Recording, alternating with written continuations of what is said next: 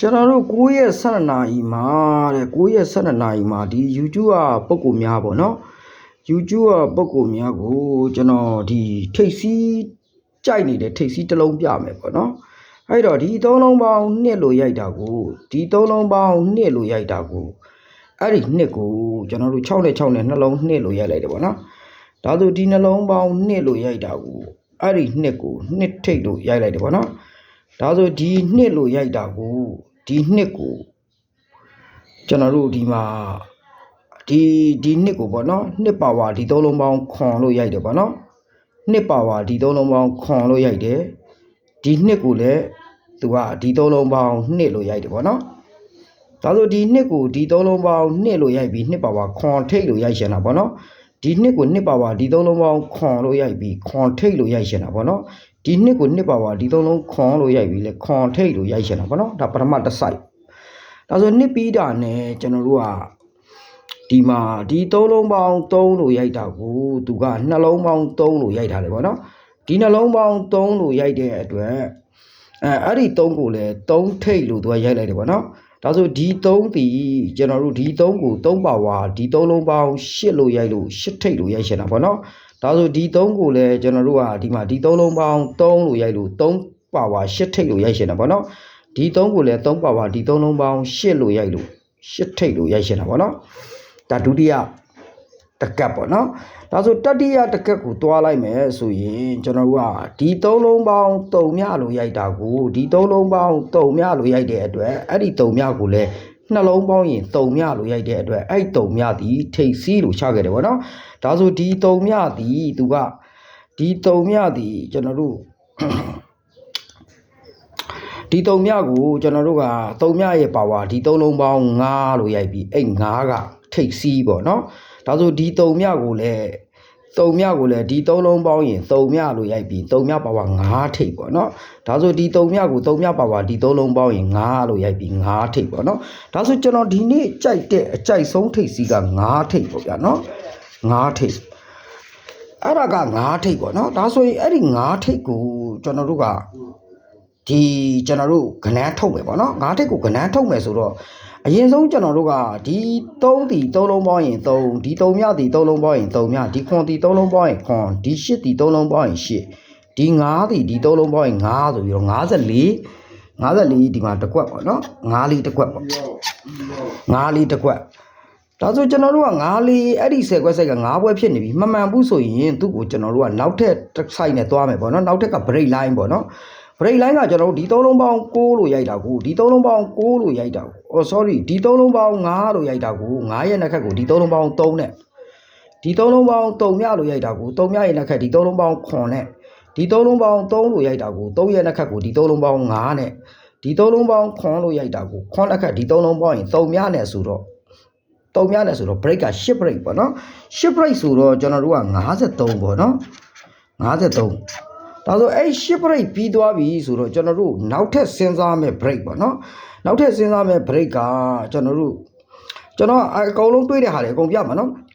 အဲ့တော့နောက်ထပ်စဉ်းစားမယ့် break ကကျွန်တော်တို့ဒီ3လုံးပေါင်းရင်6ဒီ3လုံးပေါင်းရင်1ဒီ3လုံးပေါင်းရင်3 6 1 3ပေါ့နော်ဒါဆိုဒီ3လုံးပေါင်း6လို့ရိုက်တာကိုသူကဒီ3လုံးပေါင်း6နဲ့ထည့်ပြီး break 6လာပေါ့နော်ဒါဆိုဒီ3လုံးပေါင်း1လို့ရိုက်တာကိုဒီ3လုံးပေါင်း1လို့ရိုက်ပြီး break 1လာပေါ့နော်ဒါဆိုဒီ3လုံးပေါင်း3လို့ရိုက်ပြီးဒီ3လုံးပေါင်း3လို့ရိုက်ပြီးတဲ့6 1 3 6 1 3 6 1 3 6 1 3ပဲပျောက်သွားပါပြီလေ6 1 3 sorry ဒီ3လုံးပေါင်း6လို့ရိုက်ပြီးဒီ3လုံးပေါင်း6နဲ့ထည့်တယ်ပြီး break 6လာဒီ3လုံးပေါင်း1လို့ရိုက်တာကိုဒီ3လုံးပေါင်း1နဲ့ရိုက်တယ် break 1လာပေါ့နော်ဒီ3လုံးပေါင်း3လို့ရိုက်တာကိုဒီ3လုံးပေါင်း3လို့ထည့်ပြီး break 3လာပေါ့မင်းညကဒီ3လုံးပေါင်း2လို့ရိုက်တာကိုဒီ3လုံးပေါင်း2နဲ့ဆက်ရိုက်ထားတယ်ပေါ့ဗျာနော်ဒါဆို6 1 3 2လို့သူရိုက်ထားတဲ့ကောင်ကို6 1 3 2ဖြစ်နေတဲ့အတွက်ကျွန်တော်တို့က6 1 3 2မနေ့ဖက်မှာ2ပေါ့နော်အဲ့တော့အဲ့မှာ2 break နဲ့9ခွန်လားပေါ့နော်50ခွန်လားပေါ့နော်အဲ့တော့နောက်တစ် site ပေါ့နောက်တစ် site ကနောက်တဲ့ break line ပေါ့နော်နောက်တဲ့ break line ကကျွန်တော်တို့ဒီမှာ ဒီမှာနှလုံးပေါင်းရင်6လို့ရိုက်တာနှလုံးပေါင်း6လို့ရိုက်တာ6လက်ခက်ဒီ3လုံးပေါင်း6လို့ရိုက်တယ်ပေါ့နော်အဲ့ဒီ6က break 6လာပေါ့နော်နှလုံးပေါင်း8လို့ရိုက်တာကို8လက်ခက်3လုံးပေါင်းရင်1လို့ရိုက်တယ်ပေါ့နော်အဲ့1က break 1လာပေါ့ဒီနှလုံးပေါင်းခွန်လို့ရိုက်တာခွန်လက်ခက်3လုံးပေါင်းရင်3မြလို့ရိုက်တယ်ပေါ့နော်အဲ့3မြက break 3မြလားပေါ့နော်ဒါဆိုရင်သူက9ဆိုပြီးတော့ထည့်မယ်ပေါ့ဗျာနော်9လို့ထည့်မယ်ဒါကတော့မိမိကြိုက်တာကိုရွေးကြနော်အဲ့တော့နောက်တစ်ခုကကြတော့ကျွန်တော်တို့ကဒီမှာ1 break 6 break 1 break 6 break 6 break 1 break ဆိုတော့ကျွန်တော်1 6တွေ break တွေတော့မကြိုက်ဘူးပေါ့ဗျာနော်မကြိုက်တော့လည်းပဲကျွန်တော်တစ်ခွက်တော့ထည့်ရမယ်ဗျာနော်တစ်ခွက်ဘာလို့ထည့်ရမလဲဆိုတော့တကွက်ဘာလို့ထည့်ရမလဲဆိုတော့ကျွန်တော်ဒီ3ဒီ3လုံးပေါင်းရင်3လို့ရိုက်လိုက်တဲ့အတွက်နော်ဒီ3ဒီ3လုံးပေါင်းရင်3လို့ရိုက်လိုက်တဲ့အတွက်အဲ့3ကနှလုံး3လို့သူကထည့်လိုက်တယ်ပေါ့နော်ဒီ3မြဒီ3လုံးပေါင်းရင်3မြလို့ရိုက်လိုက်တဲ့အတွက်နှလုံး3မြလို့ထည့်လိုက်တယ်ပေါ့နော်ဒီခွန်ဒီ3လုံးပေါင်းရင်ခွန်လို့ရိုက်တဲ့အတွက်နှလုံးခွန်လို့သူကထည့်လိုက်တယ်ပေါ့နော်ဒီ8ဒီ3လုံးပေါင်းရင်8လို့ရိုက်တဲ့အတွက်နှလုံး8လို့ထည့်မယ်ဆိုရင်တော့56ပေါ့နော်အဲ့တော့ကျွန်တော်ဒီထဲမှာပေါ့နော်ဒီထဲမှာသူကဒီမှာကျွန်တော်တို့ဒီထိပ်စီးပိတ်တွေဆိုရင်လည်းဒီနှစ်ကနှစ်ပါပါကိုခွန်နဲ့ထည့်တာတို့ဒီ3က3ပါပါကို8နဲ့ထည့်တာတို့ဒီ3မြက3မြပါပါ9နဲ့ထည့်တာတို့ဒီပါဒီခွန်ကခွန်ပါပါကို2နဲ့ထည့်တာဆိုရင်ဒီ4အပိတ်တွေပါလေလဲသွားနိုင်တယ်ဒါပေမဲ့အဲ့ကောင်တွေကျွန်တော်မကြိုက်တော့ဘူးပေါ့ဗျာနော်ပွဲတာဒီနှစ်ကနှစ်ပါပါကိုခွန်လို့ထည့်မဲ့အချိန်မှာဒီနှစ်ဒီနှစ်ပါပါဒီ3လုံးခွန်ထားရမယ်ပေါ့နော်ဒီနှစ်ပါပါကိုဒီ3လုံးပေါင်းခွန်ထားရမယ်အဲ့တော့အဲ့ခွန်ဆိုတော့ဒီလုံးကိုလိုက်တာပေါ့ဗျာနှလုံး3မြကို3မြလိုက်တာပေါ့နှလုံး2ကို2လိုက်တာပေါ့နှလုံး3ကို3မယ်ဆိုရင်3မြပိတ်တယ်ပေါ့ဗျာနော်ဒါမျိုးတွေရှိတယ်ပေါ့နော်ဒီ8ဒီ3လုံးပေါင်းရင်8တယ်တို့ဒီ8ဒီ3လုံးပေါင်းရင်8တယ်တို့ဒီ3ဒီ3လုံးပေါင်းရင်3တယ်တို့ဒီ9ဒီ3လုံးပေါင်းရင်9မယ်ဆိုရင်3လောက်ပိတ်တယ်ပေါ့ဗျာနော်ဒါမျိုးတွေအများကြီးရှိတယ်အဲ့တော့ဒီနှစ်ဒီနောက်တစ်ခုပေါ့နော်ဒီ3လုံးပေါင်း2လို့ရိုက်ပြီးအဲ့နှစ်ပါပါဒီ3လုံးခွန်နဲ့ထည့်လိုက်တာတို့ဒီ3မြဒီ3လုံးပေါင်းဒီ3ဒီ3လုံးပေါင်း3လို့ထည့်ပြီးအဲ့3ပါဒီ3ကို3ပါပါပြန်ရှစ်လိုက်တာလို့ဒီ3မြဒီမင်းညကဒီ3လုံးပေါင်း3မြလို့ထည့်သွားတဲ့အတွက်3မြပါပါ9နဲ့ထည့်လိုက်တာလို့ဒီခွန်ဒီခွန်ပါဒီခွန်ဒီ3လုံးပေါင်းရင်ခွန်လို့ရိုက်သွားတဲ့အတွက်ခွန်ပါပါကို2နဲ့ထည့်မယ်ဆိုရင်9လေးပေါ့ဗျာနော်ဒါကတော့54ကတော့ခင်ဗျားတို့ထည့်ကျင်လဲထည့်ရိုက်ပေါ့ဗျာနော်ဒါဆိုရင်9ထိတ်နဲ့ကတော်တော်များသွားမယ်ဗျာတစ်ကွက်2ကွက်3ကွက်4ကွက်5ကွက်6ကွက်ဖြစ်သွားမယ်ပေါ့နော်6ခွက်ပြည့်သွားမယ်ဆိုတော့ကျွန်တော်ကအဲ့ဒီမှာကျွန်တော်အကြိုက်ဆုံးတစ်ခွက်ကိုရွေးရမယ်ဆိုရင်ကျွန်တော်တို့က site တစ် site ကိုစဉ်းစားတာပေါ့နော် site တစ် site ကိုစဉ်းစားတဲ့အခါမှာတဲ့ဥမာဒီ3လုံးပေါင်း9က9နဲ့ခက်6ပရိတ်တို့ဒီ3လုံးပေါင်း8က8နဲ့ခက်1ပရိတ်တို့ဒီ3လုံးပေါင်း5က9နဲ့ခက်3ပရိတ်ပေါ့နော်ဒါဆိုသူကဒီ3လုံးပေါင်း6ဒီ6နဲ့ခက်9နဲ့ထည့်လိုက်တယ်ပေါ့နော်ဒီ3လုံးပေါင်း6ဒီ6နဲ့ခက်ကိုဒီ3လုံးပေါင်း9နဲ့ထည့်လိုက်တယ်အဲ့တော့ဒီ3လုံးပေါင်း6ဒီလေဒီ3လုံးပေါင်းရင်6နဲ့ထည့်ပြီး6နဲ့ခက်ကို9နဲ့ထည့်ပြီးမှ9နဲ့ခက်6ပရိတ်ဆိုတဲ့ကောင်ကြိုက်တယ်ဗောနော်ဒီ3လုံးပေါင်း1ကိုဒီ3လုံးပေါင်း1ကို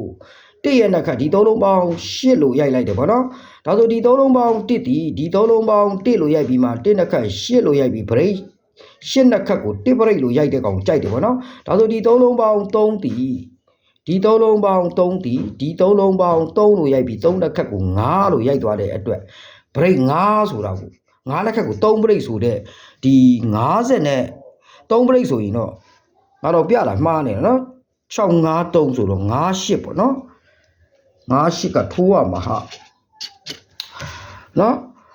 ်အဲ့တော့ဒီ3လုံးပေါင်း6ဒီ3လုံးပေါင်း6ဒီ3လုံးပေါင်း6ဒီ6ရဲ့နက်ခက်ဒီ3လုံးပေါင်း6ကိုဒီ3လုံးပေါင်း6လို့ထည့်ပြီး6နက်ခက်ဒီ3လုံးပေါင်း9လို့ထည့်ပြီး9နက်ခက်6 break ပေါ့နော်ဒီ3လုံးပေါင်း1ဒီ3လုံးပေါင်း1လို့ရိုက်ပြီး1နက်ခက်8လို့ရိုက်ပြီးမှ8နက်ခက်1ပရိတ်ပေါ့နော်ဒီ3လုံးပေါင်း3ဒီ3လုံးပေါင်း3လို့ရိုက်ထားတဲ့အတွက်3နက်ခက်ဒီ3လုံးပေါင်း5လို့ရိုက်ထားတဲ့အတွက်5နက်ခက်3ပရိတ်ပေါ့နော်5နက်ခက်3ပရိတ်ဆိုတော့ကျွန်တော်ဒီနေ့က6နောက်ပိတ်ကြိုက်တယ်ဗျာနော်ကျွန်တော်ကဒီနှစ်ကွက်ကြိုက်တယ်ပေါ့နော်5 8နဲ့ခွန်6ပေါ့နော်9 နဲ့ခွန်6ဆိုတဲ့နှစ်ကွက်ကိုတင်ကွက်ကြိုက်တယ်ပေါ့နော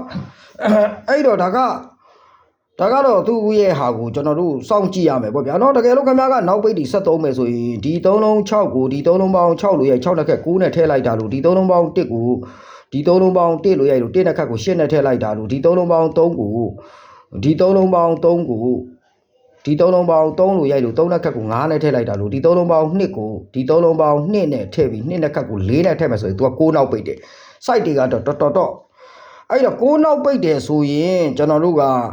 6နောက်ပိတ်တယ်ဆိုရင်သူက break က3 break ဆို4 9ပေါ့ဗျာနော်4 9ဒါ3 break နဲ့